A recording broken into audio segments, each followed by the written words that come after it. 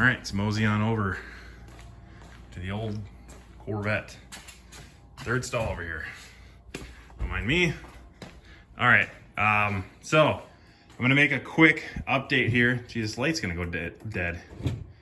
I'm gonna make a quick update. This isn't the one I was hoping I was gonna do.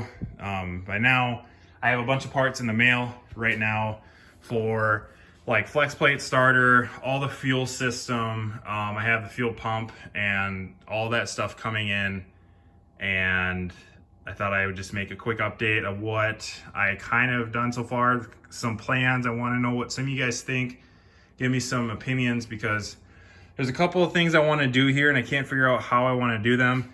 One of them being the gauges and how I'm going to run this stuff. So obviously, you know, speed, RPM, fuel pressure, fuel temp, or fuel pressure. Oil pressure, oil temperature, fuel level, and voltage, which isn't that big of a deal.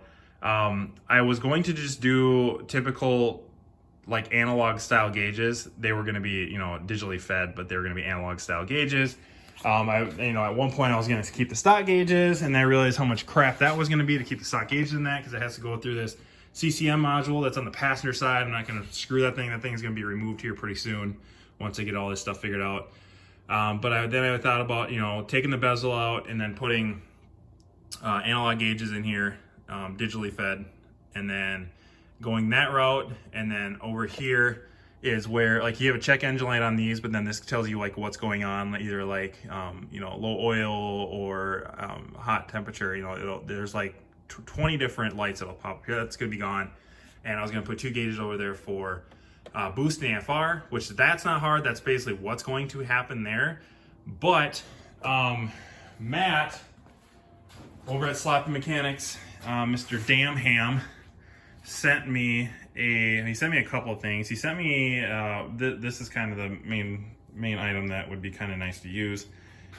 This low dollar motorsports 0 to 100 psi and temperature sensor. So it's temperature sensor and pressure sensor in one, and it would go here. Which he also sent me the adapter that goes on here, and I have that gauge because when I start this, I can kind of see what the oil pressure is going to be, you know, from eye. But that's just temporary. But what I'd like to do is plug this in, or, you know, hook this on and plug this into possibly mechanical gauges, or sorry, I keep saying mechanic, or not mechanical. They're analog style gauges, or digitally fed. I'm just gonna start calling them mechanical because people know what I mean when I say just mechanical gauges versus like an LCD screen. So I'd like to do that. The thing is with that sensor is, it's 0.5 volts to 4.5 for, I believe, I'm trying to look at here, 0.5 to 4.5 volts for the pressure. That's what it's for pressure. I'm gonna have to look at the scaling on this thing. I know it's on their website. It would be cool if I could get this wired in to like actual gauges versus like the EC, like a Terminator X. 'Cause I'm not running a Terminator X. I am running a stock ECU. And I loomed everything myself. That was the update I was gonna make. I was gonna make it the big one, but I'll do it here. That would be nice to do to gauges. If I can't, I might do an Arduino board and have the relayed information, and then pin out to the gauges. So I could probably figure out. I haven't done a lot of Arduino stuff. I've just kind of dipped into it randomly and just kind of, you know, kept kind of up to date with it, but not really diving in and doing programming myself. So I might have to ask some questions on that. But I got a PO1. This is an 896, aka the same thing as a 411. It's just the earlier version, same hardware. ECU. It's already been flashed with a 125 OS that came from like a 2002 Tahoe/Yukon that had flex fuel. That is the only flex fuel operating system that you can get, obviously, for PO1, unless you go to P59, which is twice the memory. I don't like to screw with those. I need to learn more about them. The reason is they're so voltage finicky.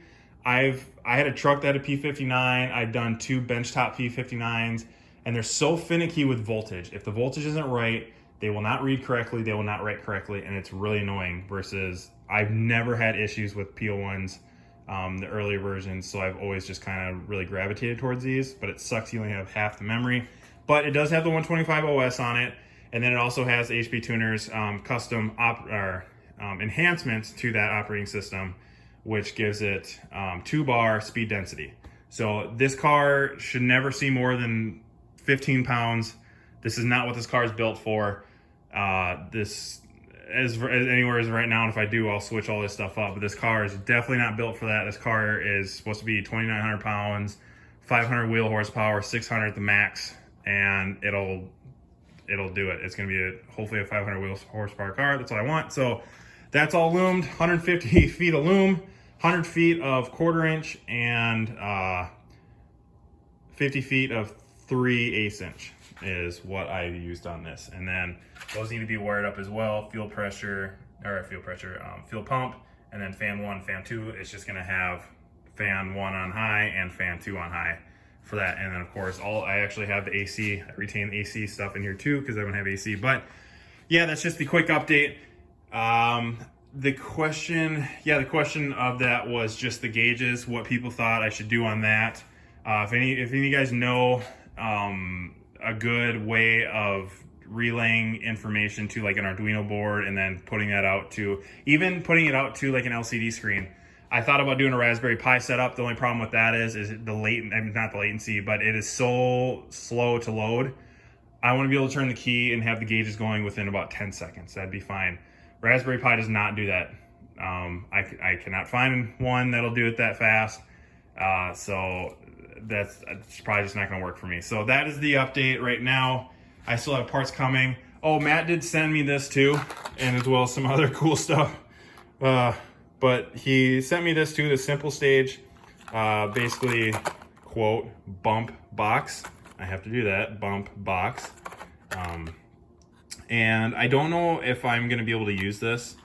It would be cool, but I do not have a trans brake in this transmission. I'm using the stock torque converter off a gas 5.7 out of a van, so it's about and I keep going over here because it's literally behind all of that stuff. I'm using a stock torque converter, and its transmission is going to have an HD2 kit in it, so this car is going to be able to foot brake and bring this up to boost. I know there's a couple people, very few, but I know of some that are running these 57 or 55 mil turbos, and they are pretty much into full boost by about 2,500 RPM, like completely full boost. And when I say full boost, I mean like 15 pounds. Anybody who's running over 15 pounds of this thing, you're starting to get massive back pressure, unless you go to like a GT35, which I eventually will.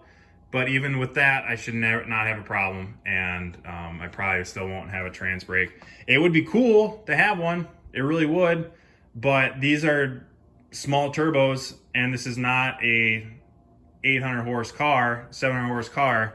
This is a 500 wheel horse car, and these are going to be able to spool on foot brake. Obviously, they're going to want to push through, so that I can figure out.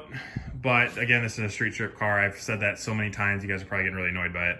But yeah, that's what I have right now. I will make an update when the rest of the parts get in. I did get the dipstick tube for this, and I have to drill out the hole on this block because it is an LM4 block of a Trailblazer. They did not have the hole in these blocks. They don't have a punch out in them. They are casted dry or casted closed, so you have to drill them out. The dipstick hole is in the oil pan for those Trailblazers. They were for the Trailblazer SS too. I actually had a Trailblazer SS. It was the same way. It did not have a dipstick hole in the block. It was completely casted over. So you have to drill it out and then put your dipstick tube in. And this has an F-body oil pan, so I did get an F-body dipstick tube.